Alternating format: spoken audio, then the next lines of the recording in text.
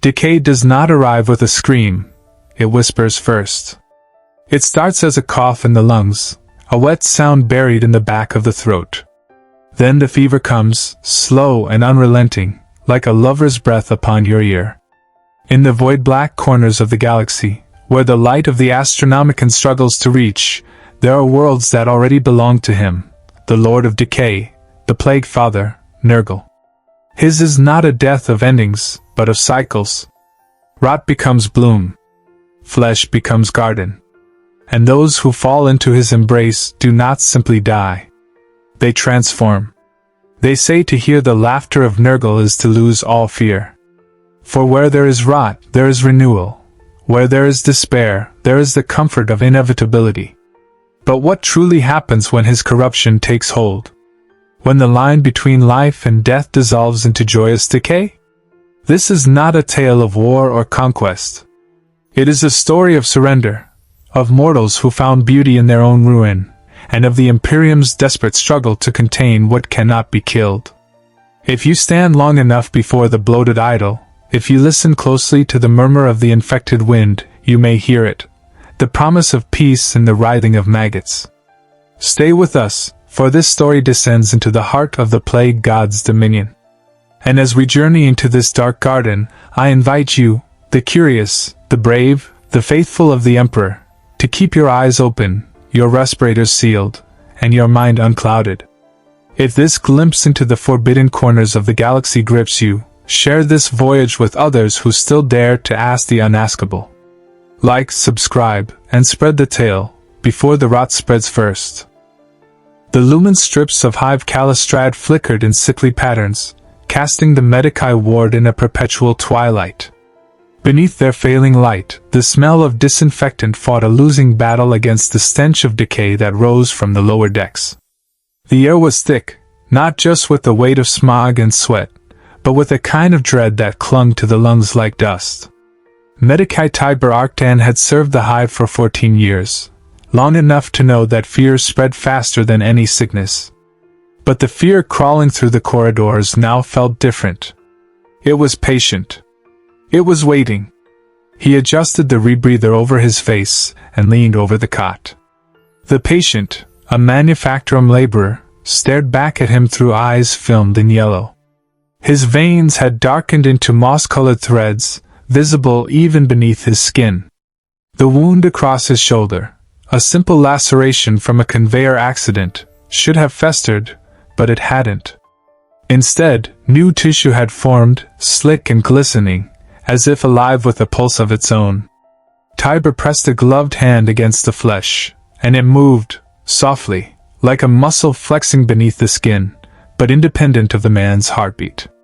The patient smiled through cracked lips. "It doesn't hurt anymore, doctor," he rasped. "He took the pain away." Tiber's hand froze. "Who took it away?" The laborer coughed, a wet, joyous sound, and whispered, "The grandfather. He told me it's all part of the garden now." Before Tiber could respond, the man convulsed violently, blood spraying across the cot in a pattern too vivid, too symmetrical to be random. The Medicae's heart pounded. He had seen gangrene, void rot, spore fever, but nothing like this. The wound didn't die. It bloomed. The crimson spread darkened to green, and within seconds, tiny pustules began to bud across the skin, pulsing faintly like fruit beneath the harvest light. When the body went still, Tiber stumbled back, tearing off his gloves. Behind him, the ward was silent except for the soft drip of leaking Medicae fluids and the rhythmic hum of failing vents. He turned to call for assistance, but the servitor in the corner had frozen mid-cycle. Its vox grow crackled, and from within the distortion came a sound that should have been impossible. Laughter. Not human, not mechanical. A bubbling, wet laughter, gentle and amused, as though something far beyond the rusted metal and human misery of Hive Kallistrad was enjoying the spectacle. That night, the contagion began its slow march through the hive. At first, it was dismissed as another industrial plague, the kind that came from overcrowded quarters and tainted water. The administratum clerks filed their reports. The Arbites enforced quarantines.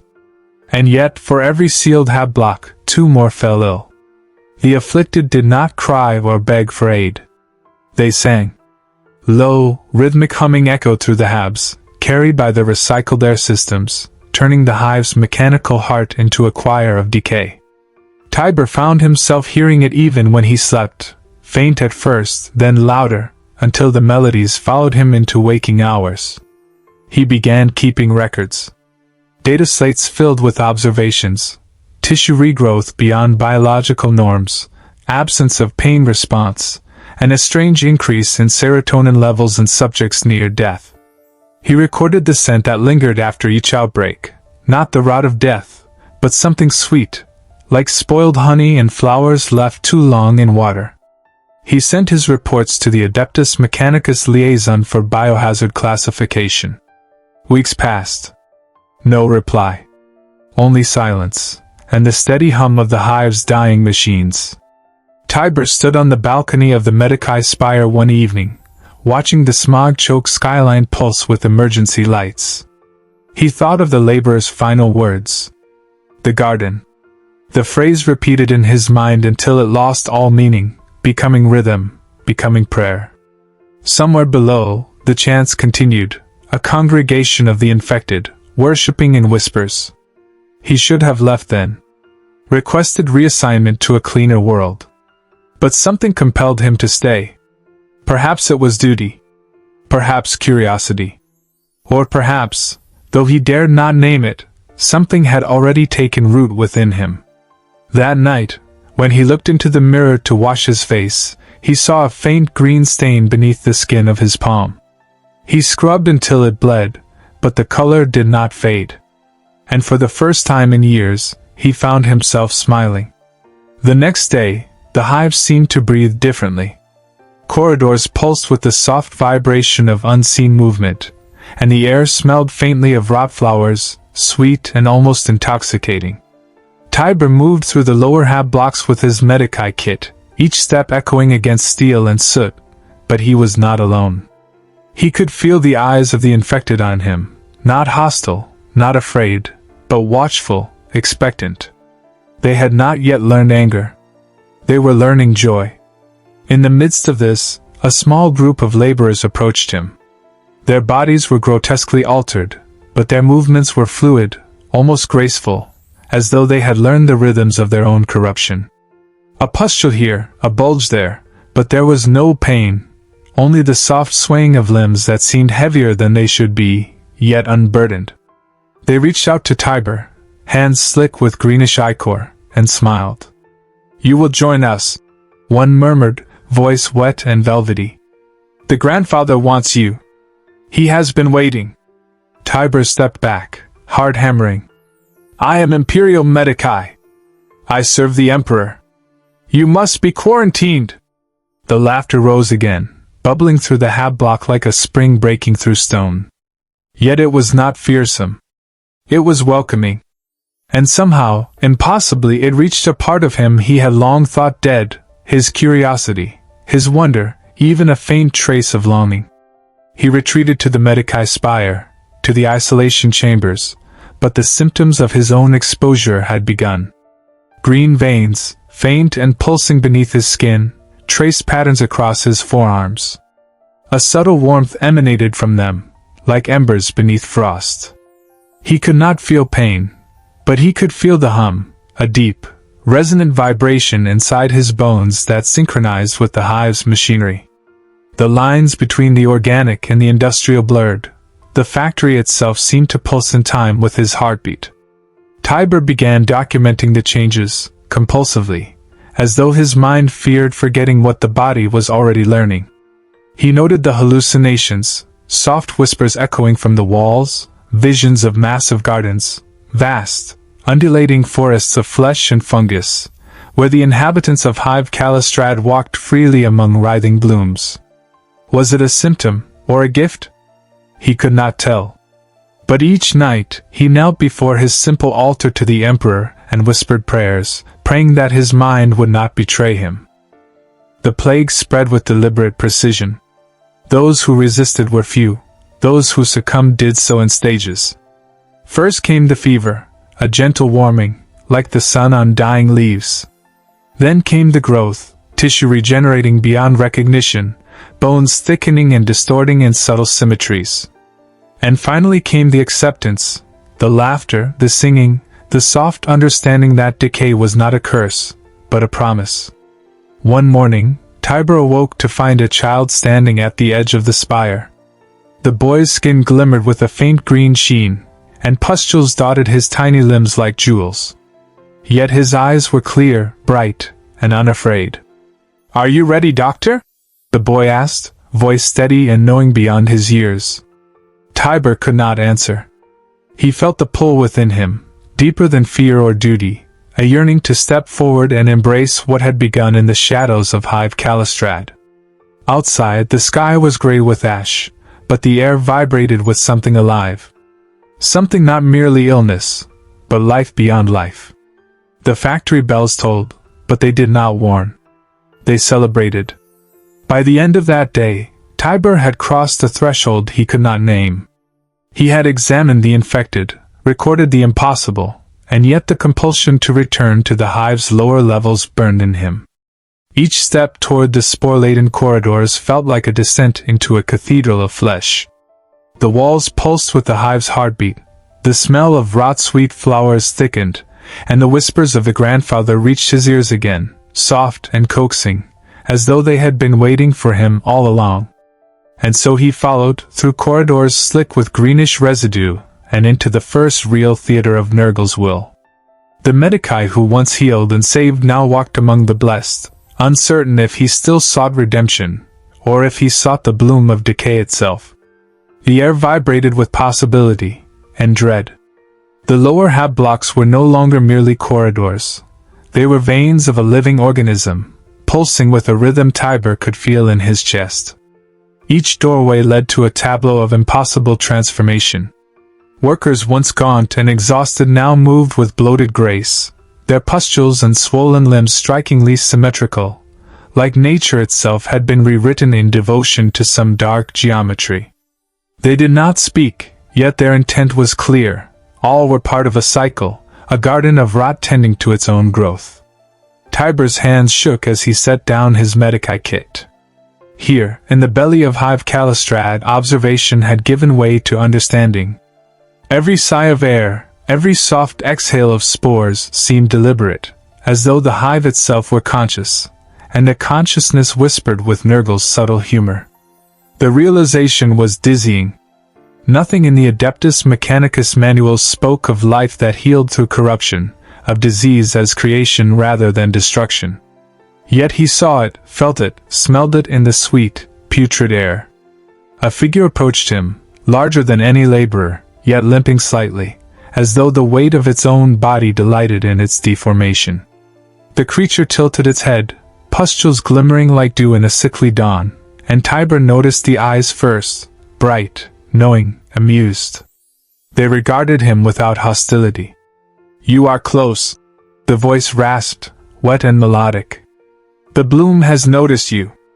Tiber swallowed hard, every instinct screaming to flee, yet he felt his feet rooted to the pulsing metal floor. I am Medicae. I do not belong here," he stammered, voice raw with awe and fear. "You belong wherever the garden calls," it replied simply.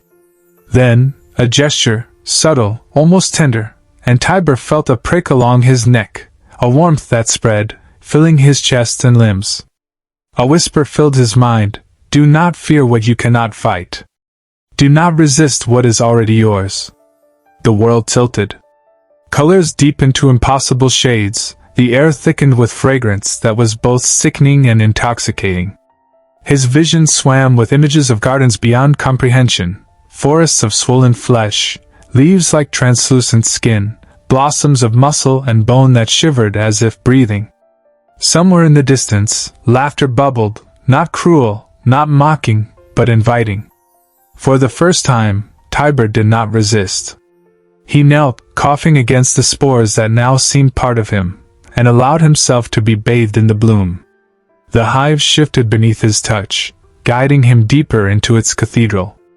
Every step brought a sensation of fullness, of life amplified through decay. He could see the edges of reality bending, the lines of disease and vitality overlapping until they were indistinguishable. Hours passed, or perhaps days. Time no longer mattered. When he finally emerged into a larger chamber, the scale of Nurgle's influence became undeniable.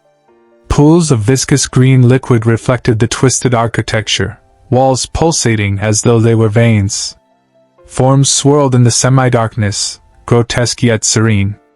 Tiber realized with a shiver that every infected had become both altar and offering, each body a note in a vast symphony composed by the Playfather himself.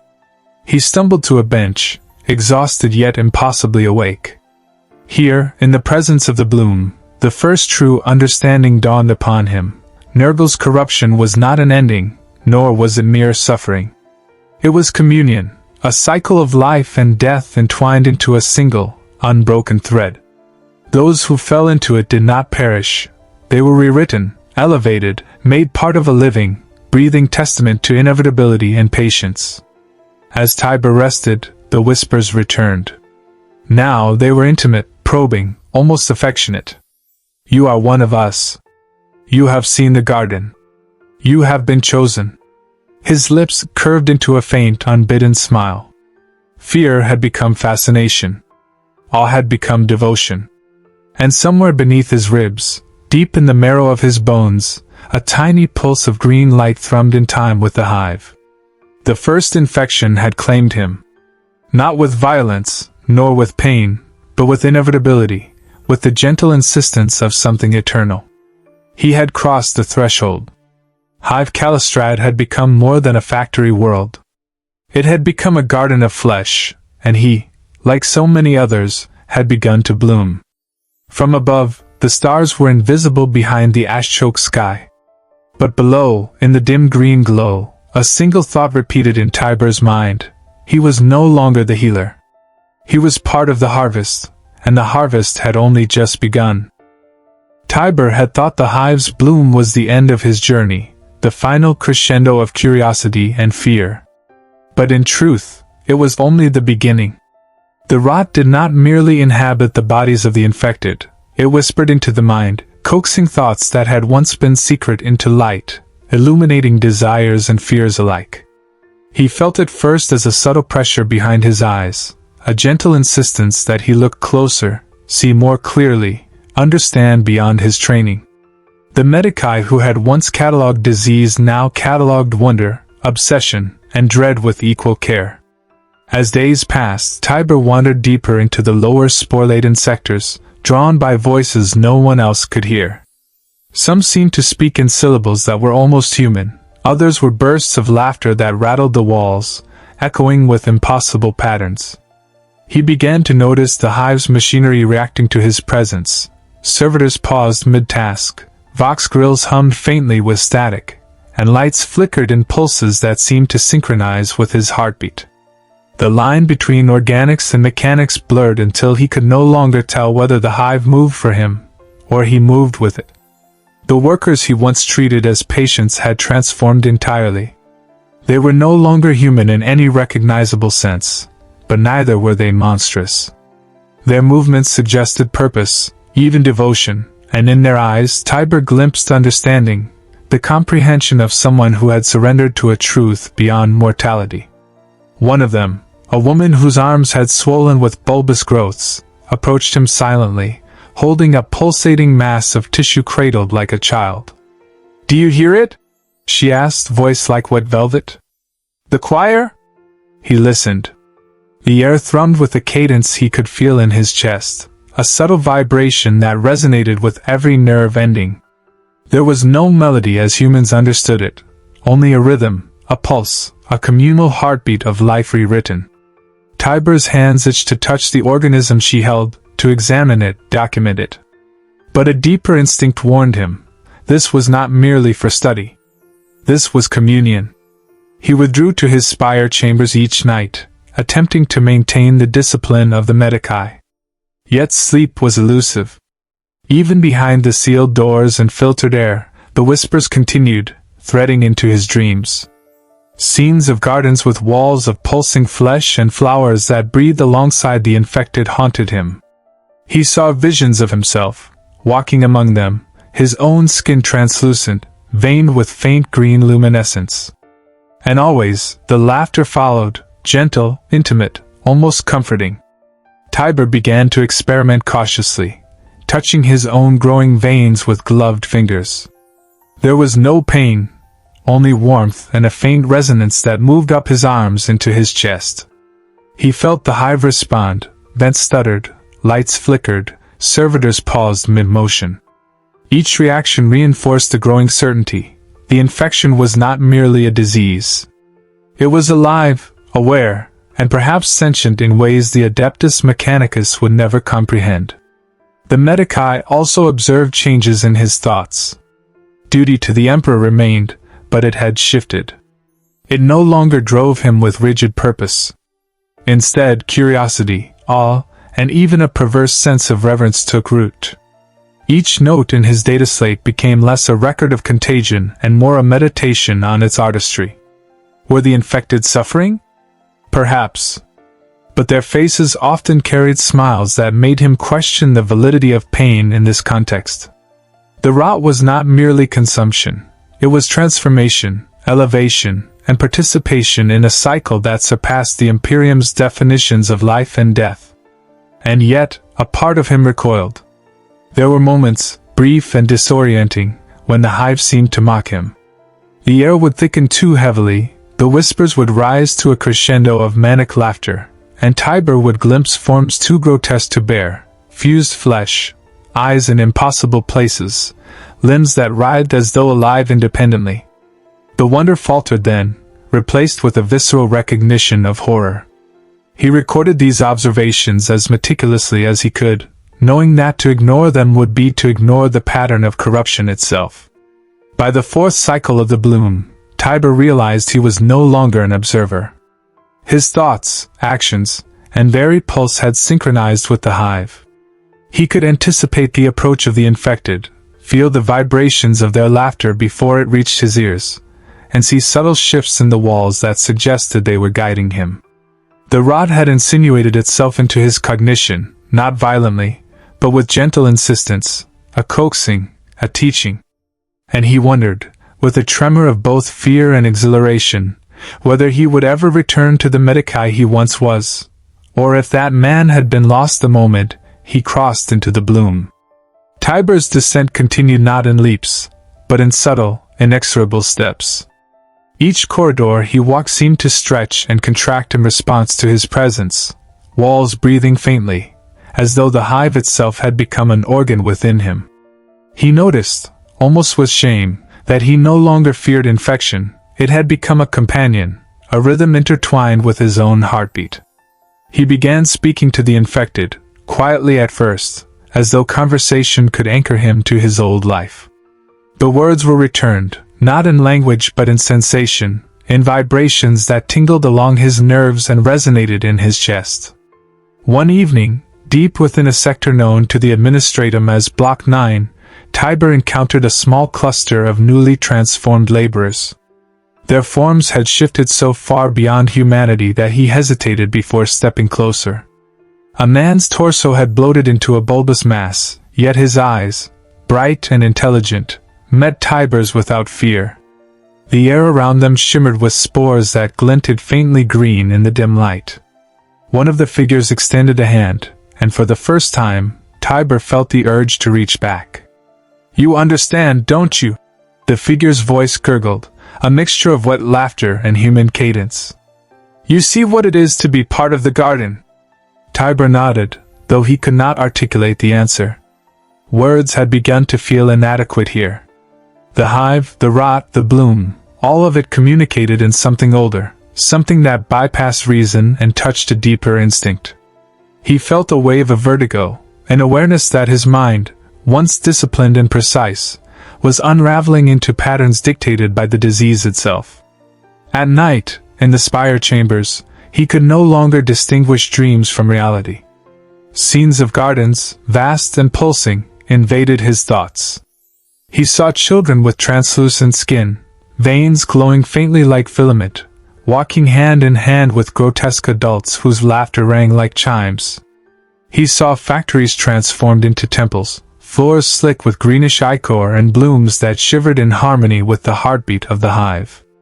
The visions were intoxicating, terrifying, and seductive all at once. Tiber's journal entries began to blur the line between observation and prayer. He recorded the regenerative properties of the infection, noting that wounds closed almost instantly and tissues adapted in ways he could not explain. Yet he also chronicled the effects on consciousness, a strange clarity, an awareness of connection to something larger than himself. He wondered whether the hive had always been alive, merely waiting for a mind willing to perceive its song. There were moments, however, when the rot revealed its cruelty. Tiber observed laborers who resisted the bloom, their forms twisting painfully, bones breaking and reforming in grotesque configurations. They did not survive. The hive seemed to consume their defiance, erasing them from memory as if punishment were a natural law. These instances unsettled Tiber deeply.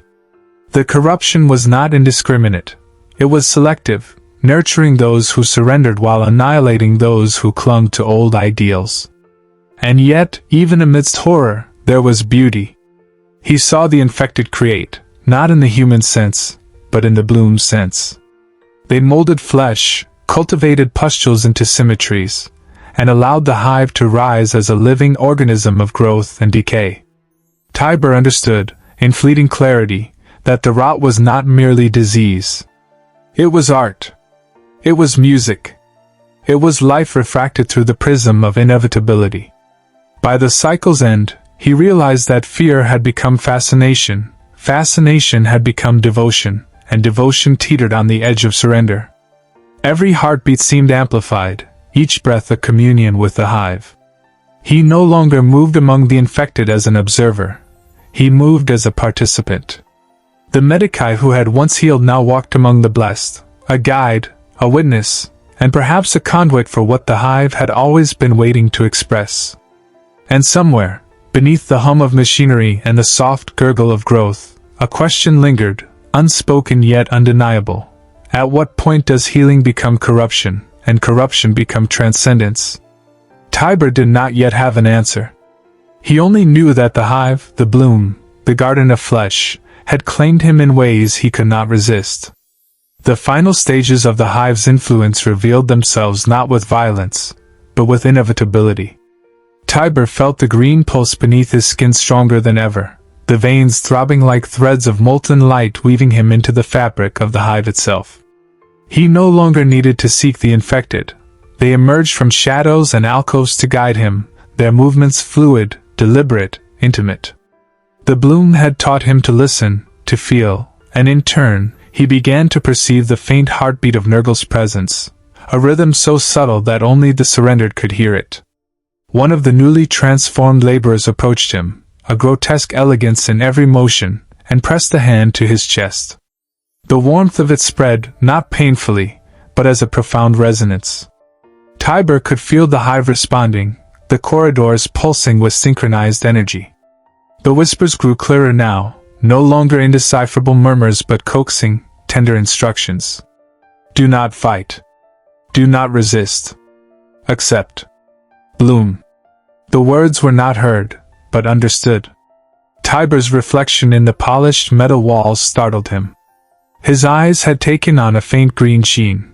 His skin glimmered with the same luminous pulse that marked the blessed. Yet the fear he had carried for so long had dissolved into awe. He realized the rot was not simply a force of destruction. It was a teacher, a sculptor, shaping him, shaping the hive, shaping existence itself into forms that defied Imperium understanding. There were moments, fleeting yet eternal, when he glimpsed the shadows of his old self, the disciplined medici who had catalogued disease without wonder. But these moments passed like smoke, replaced with a clarity that was both exhilarating and terrifying. To exist within the bloom was to witness eternity, to feel both life and death entwined, inseparable, beautiful in their inevitability. By the end, Tiber no longer moved through Hive Kallistrad. He became a part of it.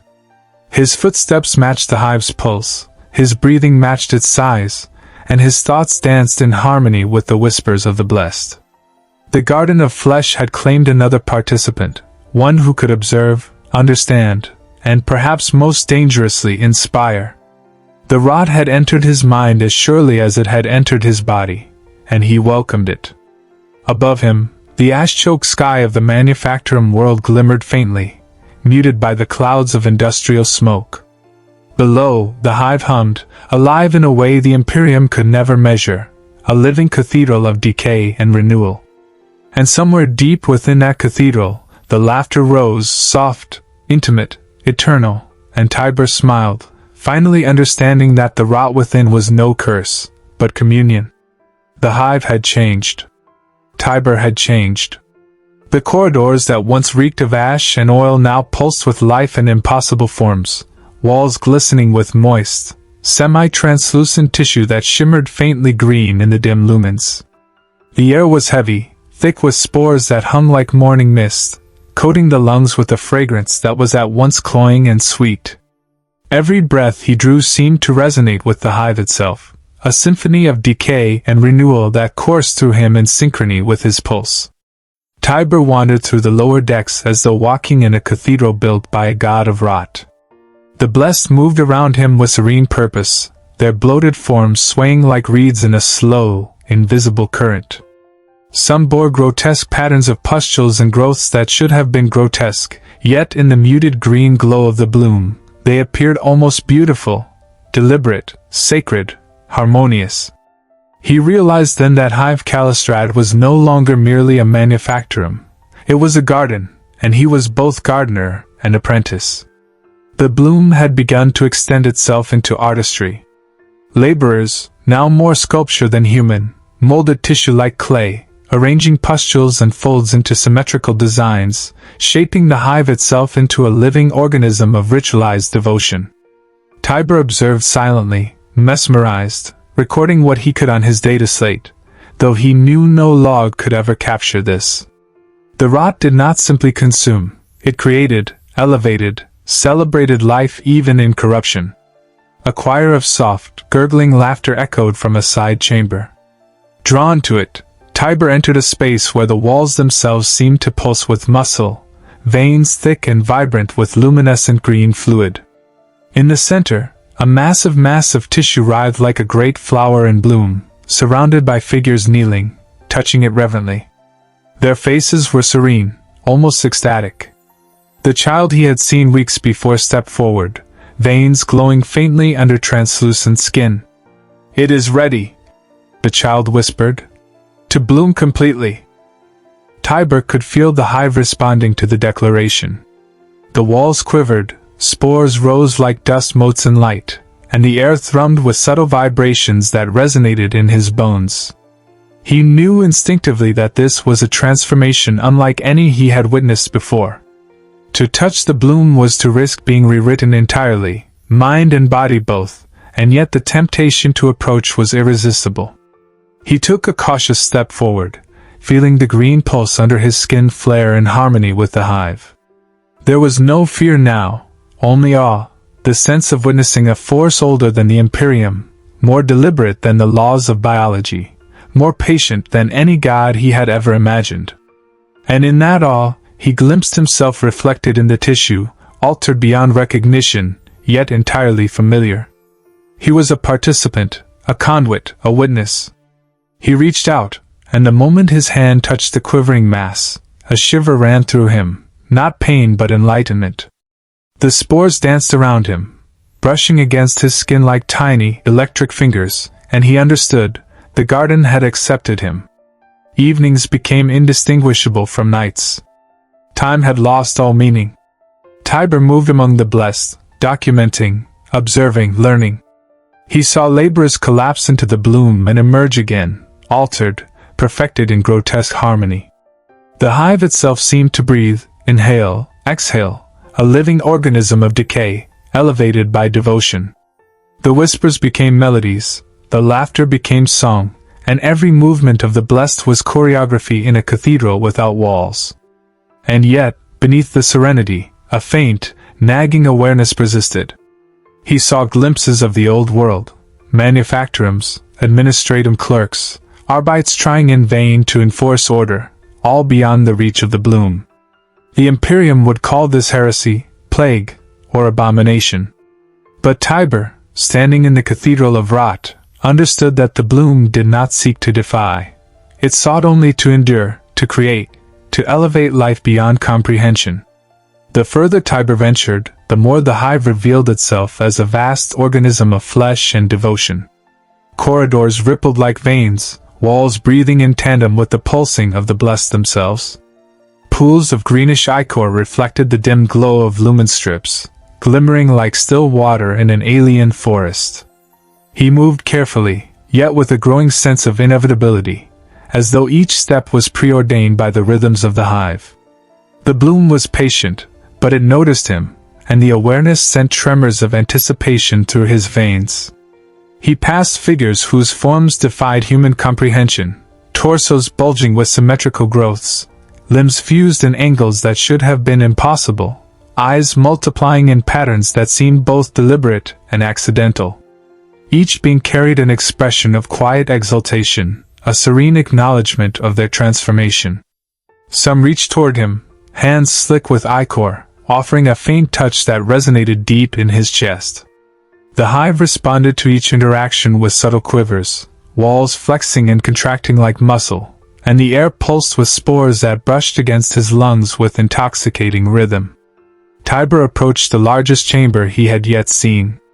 Here, the blessed had gathered around a central mass of quivering tissue that seemed almost sacred in its deliberate, grotesque symmetry. The walls pulsed in resonance, and the air vibrated with the soft chorale of gurgling laughter. This central bloom was immense, an altar of flesh that twisted and shifted like a great living flower. The child from before stood at the edge, veins glowing faintly, eyes luminous. "The bloom is complete," the boy whispered, voice carrying the weight of certainty. As Tiber stepped closer, he felt the hive respond to his presence. The veins beneath his skin pulsed faster, the green glow in his eyes brightened, and a subtle warmth spread through his chest.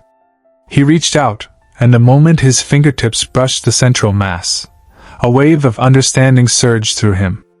Not thoughts, not words, but sensations, patterns of life and decay intertwined, communicating a truth older than Terra itself. The rot was not a curse, it was a medium, a way of perceiving existence beyond death and disease. The blessed moved in a ritualistic harmony around him, their swollen limbs swaying in unison with the breathing of the hive. Tiber realized he could anticipate their movements, almost feel their intentions as the bloom directed the choreography. Each pulse of the central mass sent tremors through the corridors, synchronizing the blessed and their surroundings into a singular, living organism. And in that moment, he understood fully the transformation he had undergone. He was no longer separate. He was a participant, a note in the symphony of Nurgle's creation. Yet beneath the all lay unease. Every now and then, Tiber glimpsed forms that reminded him of mortality, twisted bodies that had resisted the bloom, still writhing in pain, consumed by the hive's corrective force. It was a subtle, horrifying contrast, a reminder that this communion was not mercy. The rot elevated, but it also judged, and only the willing survived the ritual of transformation. The choice was never his. The bloom had chosen him, and he had accepted.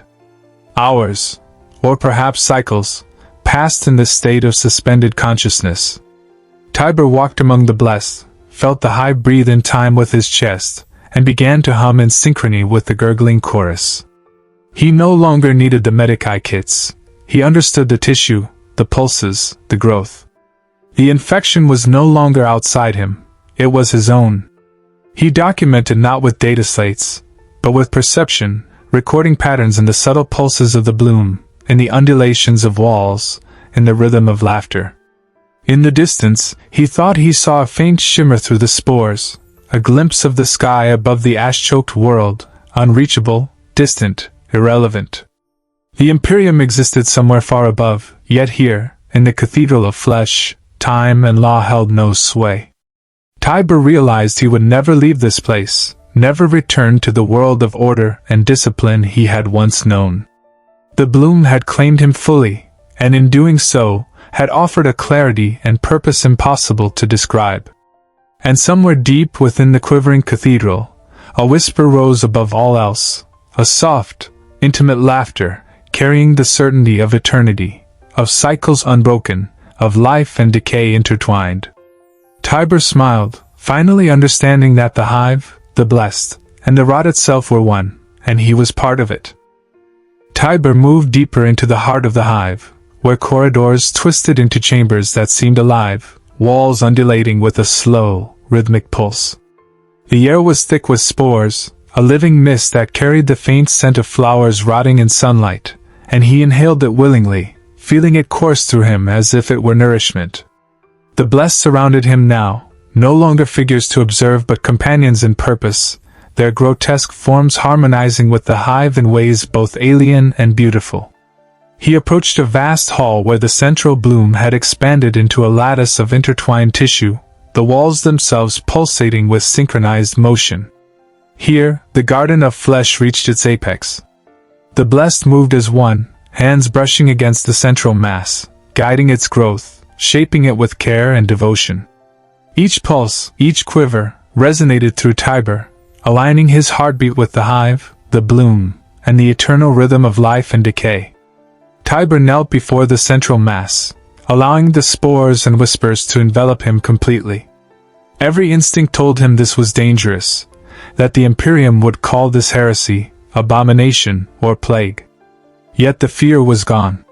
He felt only understanding, a communion with a force that transcended judgment, law, and even mortality itself. The rot was not simply corruption, it was a teaching, a covenant of inevitability and patience. From somewhere deep within the hive, the faint gurgle of laughter rose again. It was intimate, almost tender, as though the Plague Father himself acknowledged Tiber's presence, his surrender, his participation. And as he extended his hands to touch the bloom, he felt a subtle reshaping, a gentle rewriting of flesh and mind. The transformation was not violent but complete. He was becoming part of the garden, a node in a living, breathing organism of decay and creation. For the first time, Tiber considered the scope of what had begun in Hive Kallistrad. The Imperium above might never know, might never understand, and yet here, beneath ash-choked skies, life had found a new expression. The blessed were not victims, nor were they prisoners. They were participants in a cycle older than the stars, guided by the quiet, insistent hand of Nurgle's gift.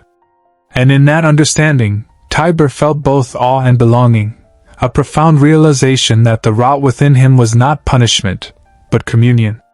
As he rose, his veins pulsing with faint green light, he looked upon the hive not as a place of disease, but as a cathedral, a garden, a living testament to the eternal bloom.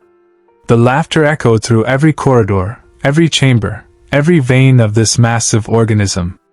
And in that sound, he heard his own heartbeat, aligned perfectly with the cycle of the blessed. He smiled, fully aware that he had crossed a threshold from which there was no return. Hive Kallistrad had claimed him, and in claiming him, it had revealed the sublime, terrifying beauty of decay made eternal. The bloom had transformed Tiber, yet he soon realized that the most profound changes were no longer in flesh, but in perception. The hive whispered constantly now, a choir of gurgles, sighs, and wet laughter that carried messages both subtle and unrelenting.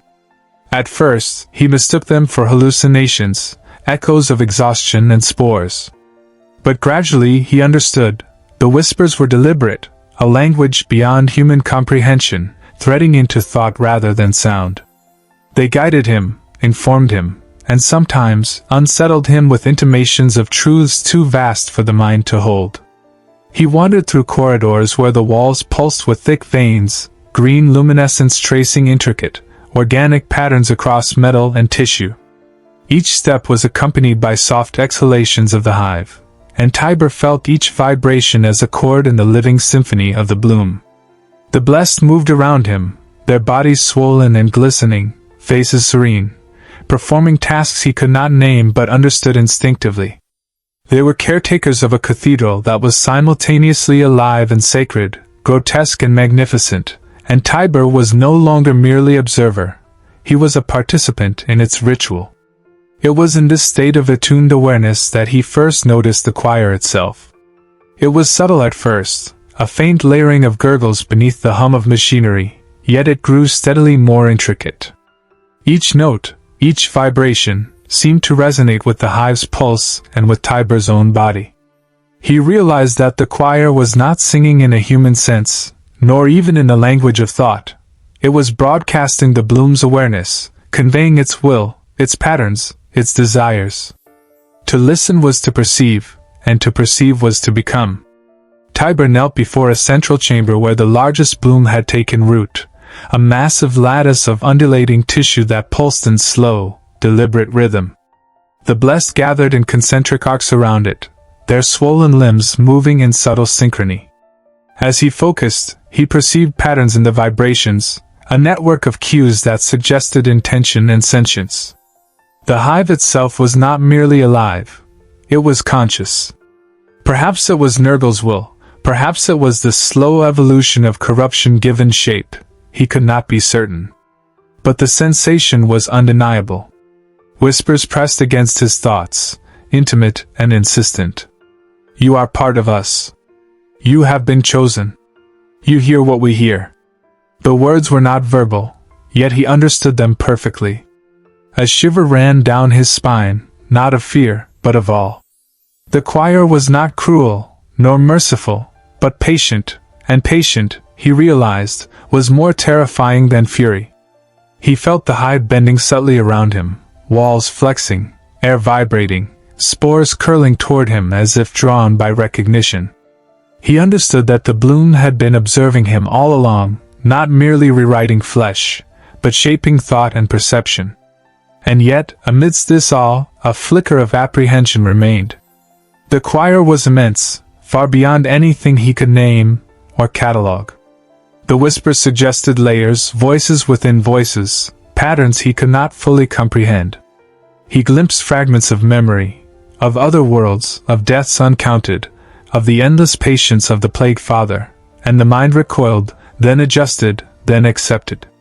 Tiber was both terrified and exhilarated, suspended in a state of comprehension that exceeded human limits yet required human grounding. It was a revelation that would have broken another mind, but for Tiber, it was a summons. The bloom had claimed him fully, yet it demanded more, not merely participation in flesh, but attunement in thought, communion in perception. He began to move among the blessed with renewed purpose, feeling the vibrations of the choir, matching his pulse to theirs, learning to interpret the whispers not as intrusion but as guidance. In that attunement, he glimpsed the vastness of Nurgle's creation, and realized that Hive Kallistrad was but a single node in a network of decay and renewal spanning the Imperium, perhaps even beyond. The hive's whispers grew more insistent as Tiber moved deeper, threading into corners of thought he had long kept guarded. Memories of Terra, of the endless corridors of manufactorums, of the rituals of Medicae discipline, surfaced only to dissolve into the cadence of the bloom. The choir did not merely instruct, it teased, questioned, guided. He felt the subtle pressure of intention behind every pulse of the walls, every flicker of green light, every sigh of the blessed as they moved through the cathedral of flesh.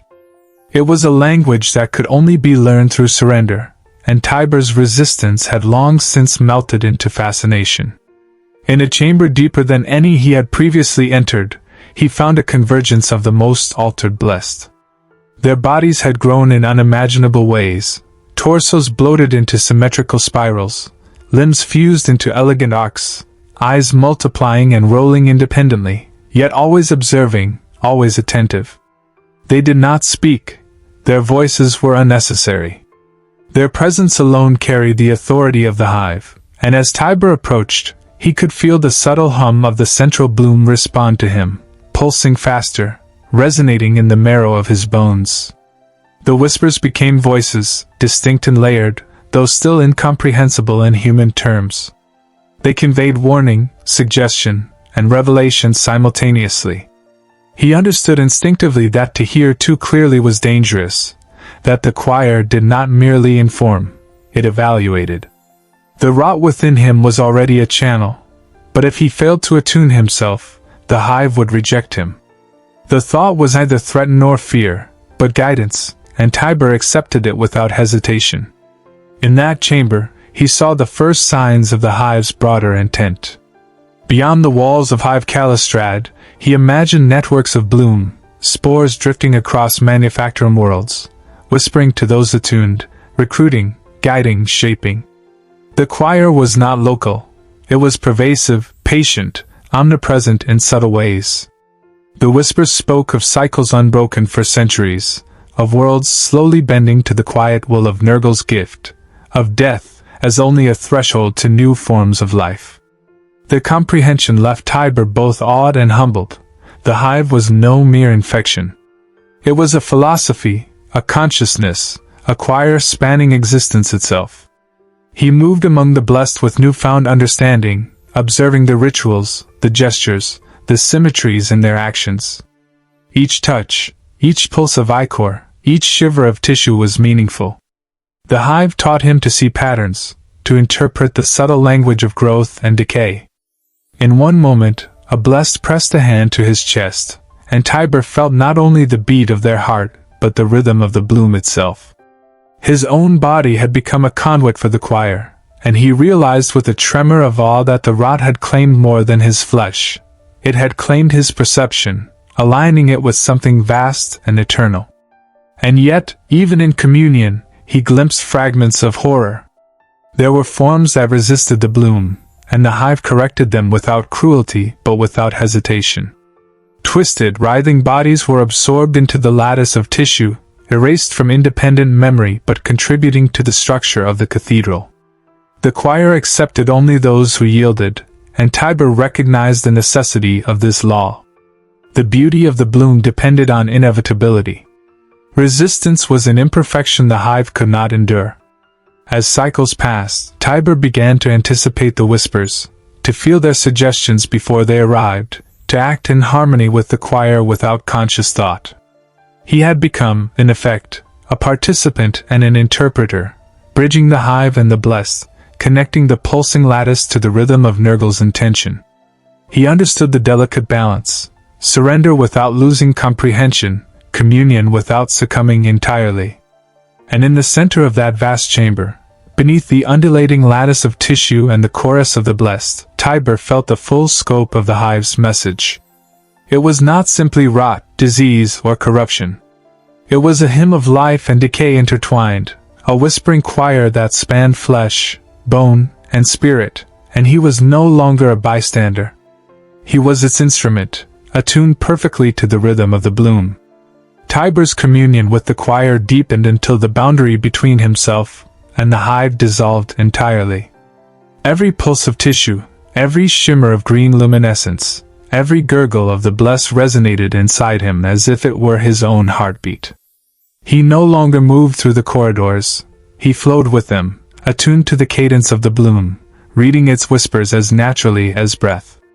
The choir had become a single, living voice, layered and infinite, carrying the memory of centuries, the patience of eons, and the unyielding will of decay as creation. He knelt before the central lattice, fingertips brushing its quivering surface. The sensation was not pain but revelation. Within the subtle vibrations, he perceived cycles of growth and dissolution, life and death intertwined in a pattern beyond mortal comprehension. The blessed moved around him, performing intricate gestures that guided the lattice's expansion, yet Tiber understood he was no longer external. His own presence, thoughts, and pulses were contributing to the bloom.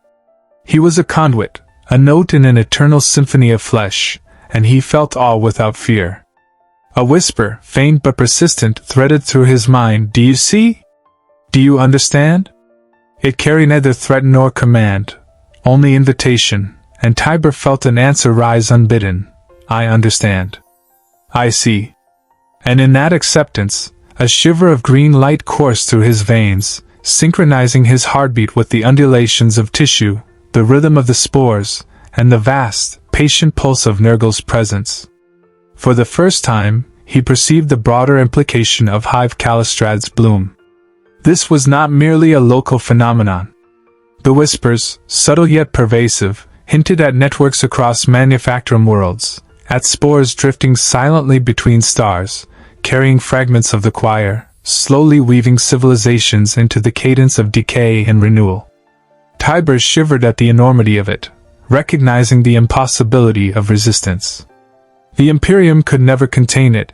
Even the most disciplined Arbites or Adeptus Mechanicus would bend or break before this patient, eternal force. Yet even in comprehension, a shadow of dread persisted. The Hive did not forgive hesitation or defiance. Twisted forms of those who resisted were absorbed without malice, yet without choice, becoming part of the lattice, erased as individuals but contributing to the unity of the bloom. The choir required surrender, and the beauty of the garden depended on inevitability. Tiber recognized that perfection demanded compliance, and the realization was both terrifying and magnificent. As he rose, aligned completely with the rhythm of the Hive, the laughter of the blessed echoed like a final, intimate chorus. He no longer feared it, nor did he seek to name it. The whispers had taught him that comprehension and surrender were inseparable. Hive Kallistrad, the bloom, the choir, and the blessed were one, and he was part of it. The rot had claimed his flesh, mind, and perception, yet in doing so, it had offered clarity, purpose, and a communion that transcended fear. Tiber smiled faintly, veins glowing softly, eyes alight with understanding. The whispering choir had welcomed him fully, and in that acceptance, he glimpsed the terrifying, sublime beauty of Nurgle's patient, eternal bloom. Hive Kallistrad was no longer merely a manufacturum world. It was a cathedral of flesh, a garden of decay, and Tiber was both witness and participant in its eternal symphony. The Hive had become a world unto itself. Tiber moved through corridors that no longer felt like metal and machinery but as extensions of living tissue, corridors that pulsed, breathed, and sang in quiet, insistent choruses. The air was thick with spores, a fragrant haze that carried both the sweetness of bloom and the pungency of decay. Every inhalation was communion, every heartbeat synchronized to the rhythm of the blessed. He was no longer merely a medici, nor a scholar of disease. He had become an instrument, an observer and participant of the grand cathedral of Nurgle's patient design. In the deepest chamber of the Hive, the central bloom had expanded into a lattice of interwoven tissue that spanned the floor and climbed toward the ceiling, veins glowing faintly green, pulsing with a deliberate cadence. The blessed moved around it in silent choreography, their bloated forms undulating with precise intent.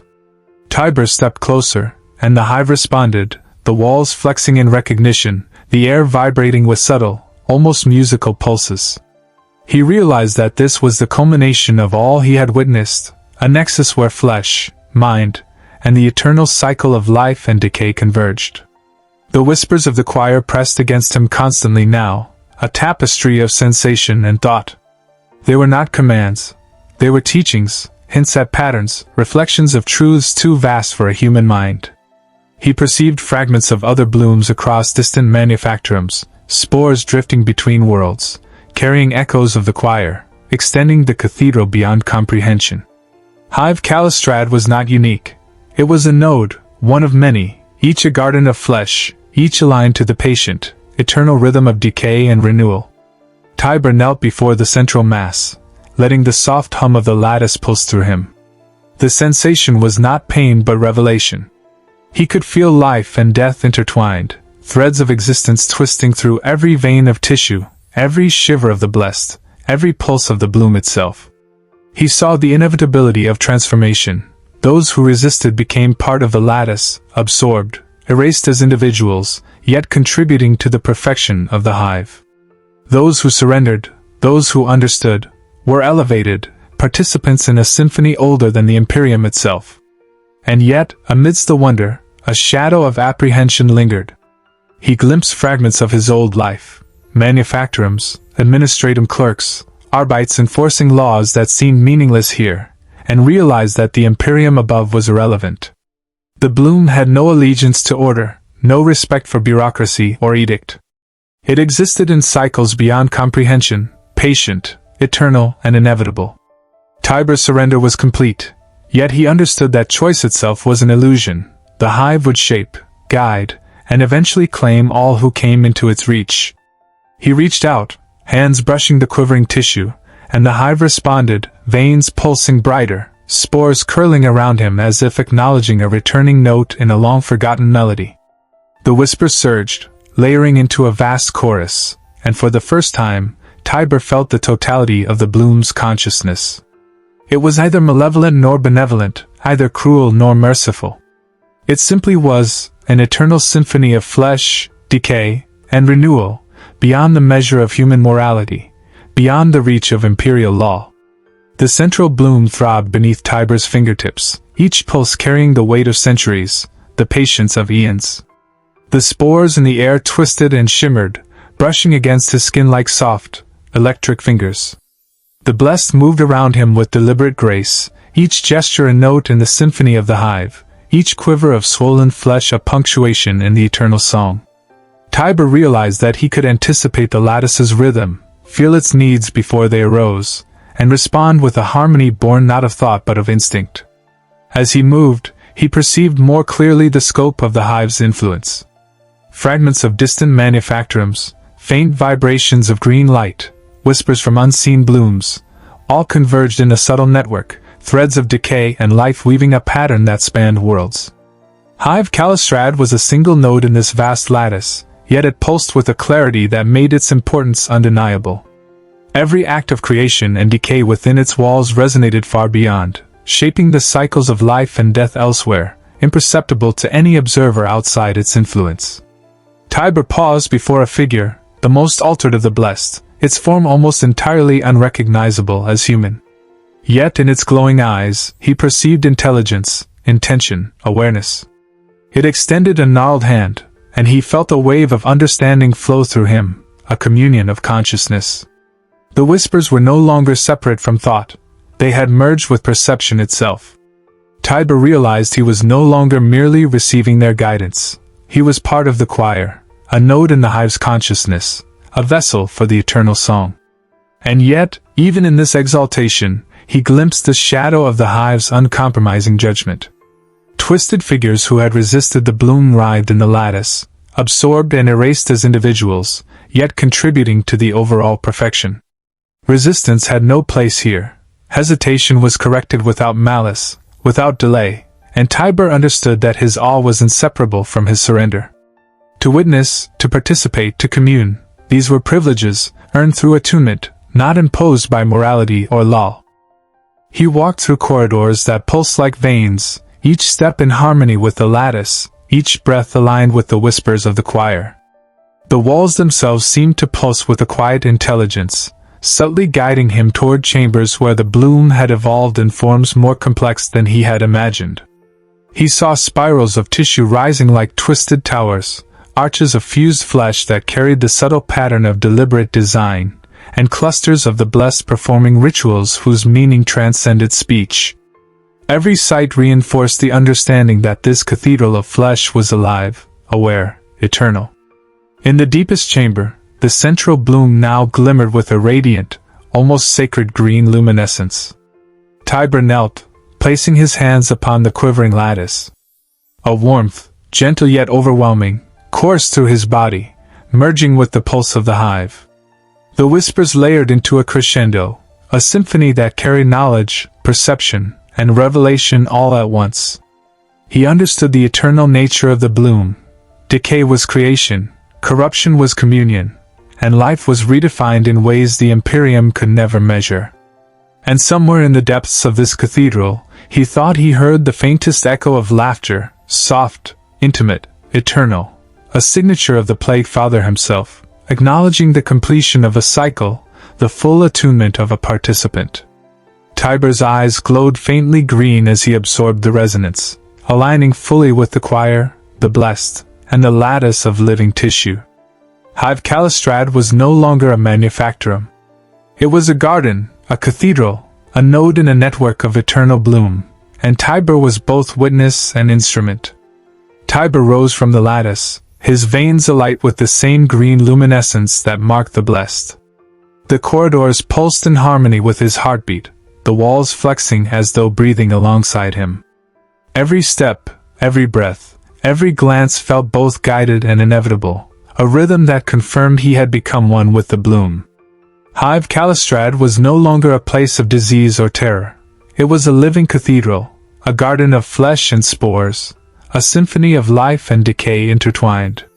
He moved among the blessed with ease, touching them lightly and feeling their pulses, their intentions, their awareness.